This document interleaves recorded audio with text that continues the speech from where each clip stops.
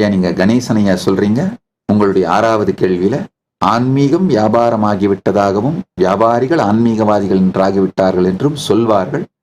ஆன்மீகத்தை மக்களிடம் கொண்டு சென்று சேர்க்கும் வழிமுறைதான் மேம்பட்டுள்ளது என்பது எனது கருத்துன்னு உங்க கருத்தை சொல்றீங்க.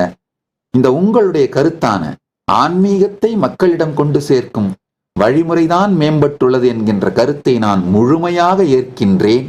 நீங்க மற்றவங்க கருத்தா சொல்றீங்க பாருங்க, ஆன்மீகம் வியாபாரம் ஆகிவிட்டது, வியாபாரிகள் ஆன்மீகவாதிகள் என்றாகிவிட்டார்கள் சொல்றார்கள். மற்றவங்க கருத்தா நீங்க சொல்றீங்க இல்லையா, அந்த கருத்தை நானும் ஏற்கவில்லை.